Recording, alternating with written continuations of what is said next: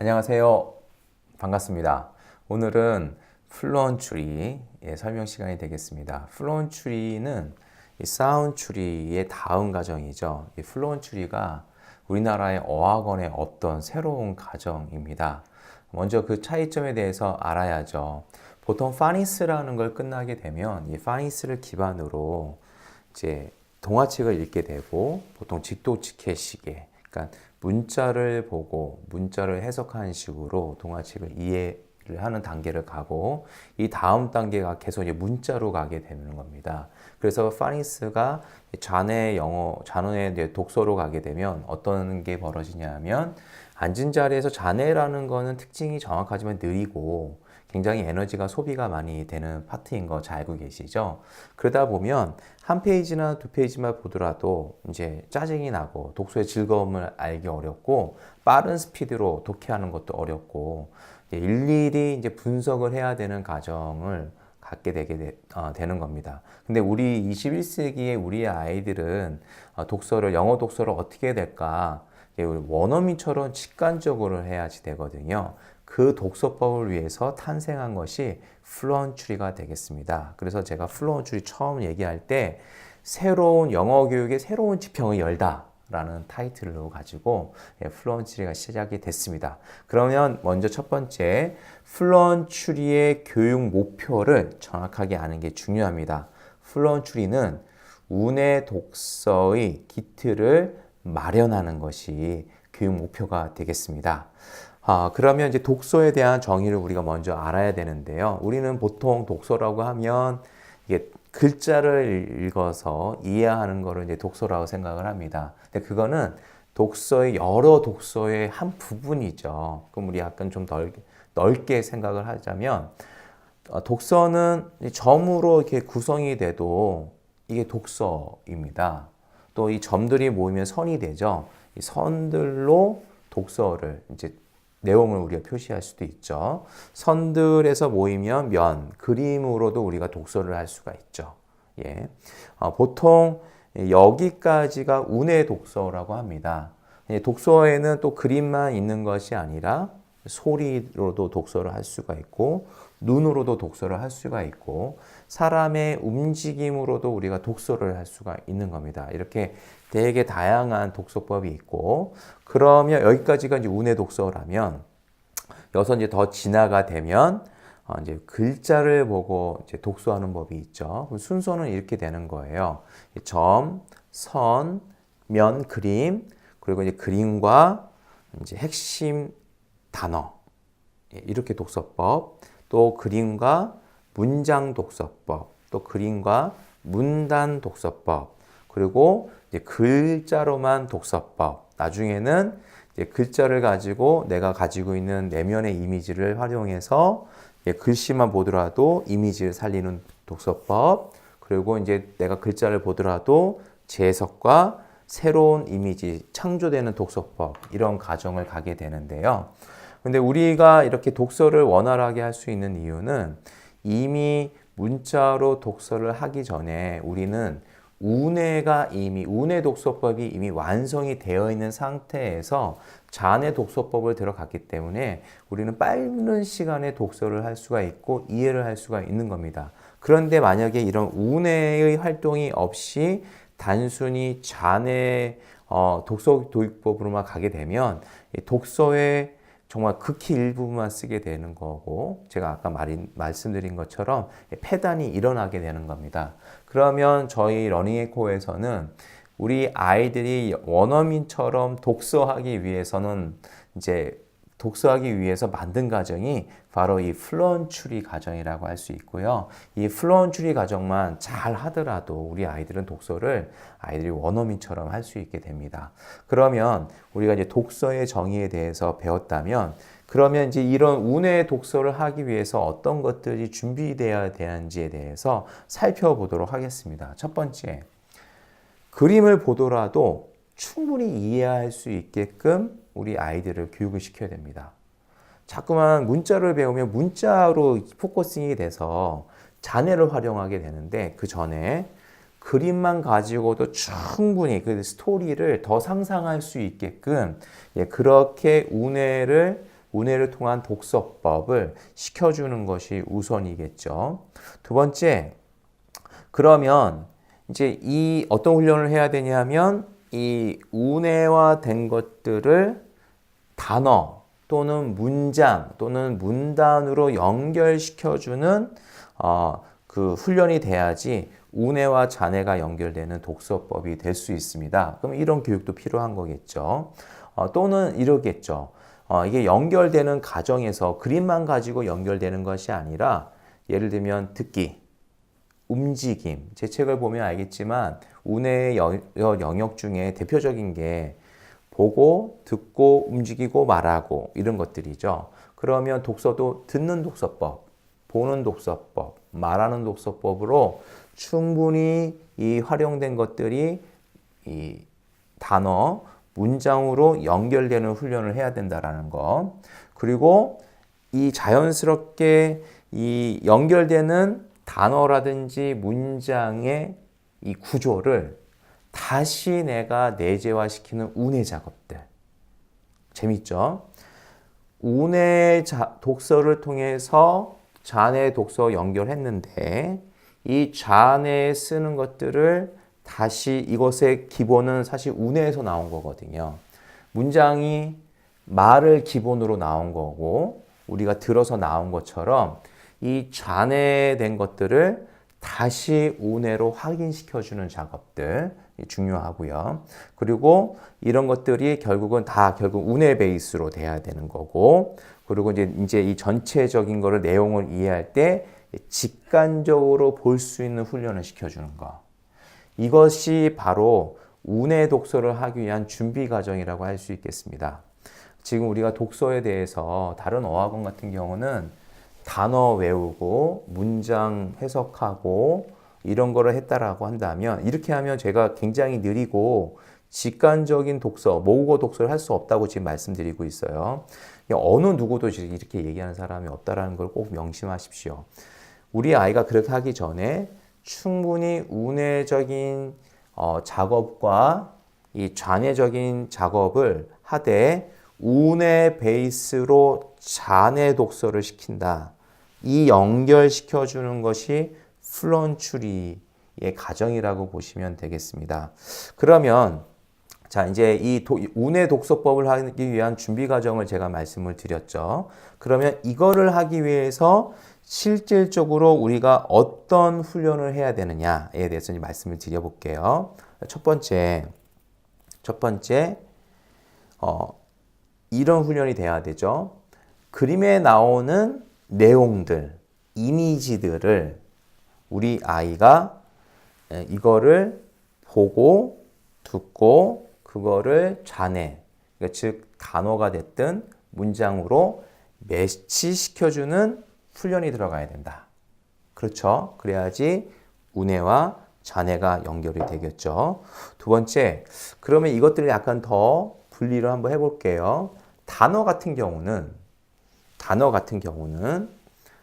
단어를 알기 전에 이미지만 보더라도 그 단어를 말할 수 있게 하고 그 단어를 듣기만 하더라도 내가 그 이미지가 떠오를 수 있게끔 단어 훈련이 벌어져야겠죠.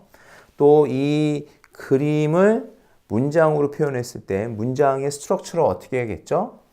그림을 보면 그 문장의 스트럭처가 전반적으로 알아야 되고 또는 듣기만 하더라도 이미지가 떠오르고 그 문장 스트럭처가 연결될 수 있는 훈련이 돼야겠죠. 또 뭐가 훈련이 돼야 될까요?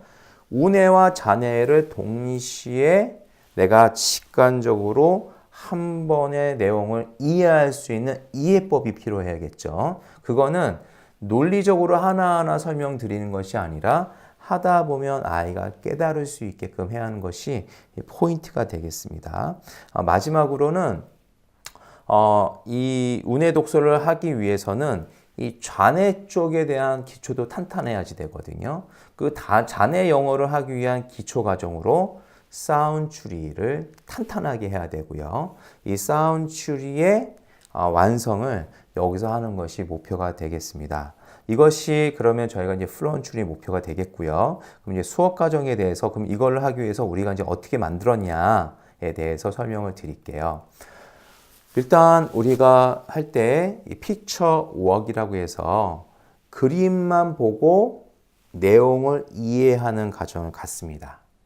그렇죠? 그러면 그림을 통해서 대충 이런 내용이 되겠구나라고 안 상태에서 두 번째, 이제는 듣고 받아쓰기 과정을 합니다. 딕테이션 과정을 하는데요. 이 딕테이션은 이 두 가지로 나눌 수 있어요. 첫 번째, 내가 이 문장을 뜻을 완전히 이해하기 전에 딕테이션은요, 소리에만 집중을 해서 리스닝에 집중해서 리스닝 듣고 적는 작업을 하는 거죠. 듣고 적는 작업을 한다면 내용을 다 이해하고 나서 딕테이션을 하게 되면 그때는 내용과 듣는 것과 이것을 운해적인 것을 바로 들어서 좌뇌적으로 내재화시키는 작업. 그래서 이 딕테이션 훈련이 내가 내용을 이해하기 전에 딕테이션의 효과와 내가 내용을 이해하고 나서의 딕테이션 효과가 다르다라는 걸 알면 좋겠습니다. 또 세 번째는 어떤 작업을 해야죠? 저희가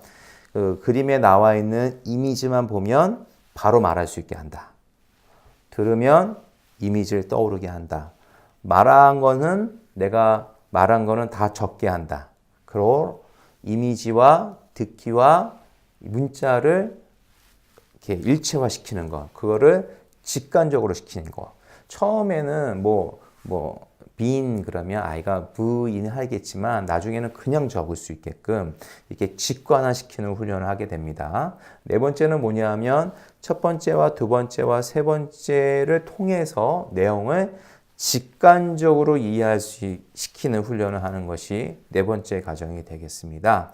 다섯 번째는 뭐냐면 우리 아이가 피처웍을 통해서 이해를 했고 그 다음에 듣기를 통해서 받아쓰기를 한 상태에서 거기에 그림에 나오고 있는 단어라든지 이미지를 단어 또는 스트럭처로 하고 나면 내용을 다 이해하고 나서는 이제 뭘 하느냐?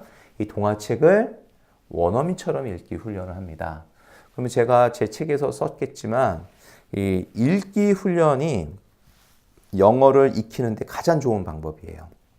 읽기 위해서는 청각이 움직이고 나의 말하기 위한 감각이 움직이고 뇌가 동시에 움직이고 시각이 움직이게 되어 있습니다. 이것들이 우뇌와 좌뇌가 같이 이루어지는 훈련이 소리내기 읽기인데요. 그거를 감정까지 넣으면서 원어민처럼 읽기 훈련을 하다 보면 이런 과정을 하다 보면 아이들은 자연스럽게 책을 저희가 외우게 하지 않더라도 외워지게 되어 있습니다.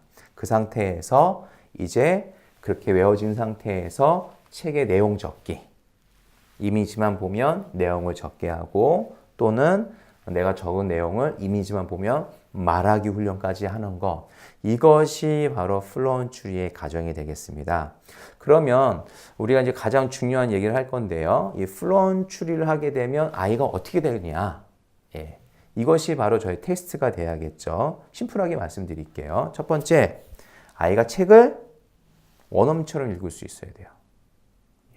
떠듬떠듬 읽으면 안 되고 원어민처럼 읽을 수 있어야 돼요. 심지어 그림만 보더라도 원어민처럼 얘기할 수 있으면 제가 원하는 플루언츄리 과정이 되겠죠. 두 번째, 듣는 거는 다 적을 수 있어야지 돼요. 또 더 나가서 듣는 거는 그 이미지를 내가 떠올릴 수 있어야지 돼요. 거기까지 하면 제가 원하는 거죠. 또 세 번째는 그림이 나오든 뭐가 나왔든 단어가 나오면 바로 얘기할 수 있어야 돼요. 또는 그 내용을 들으면 바로 이미지를 떠올릴 수 있어야 돼요. 그리고 적을 수 있어야지 돼요.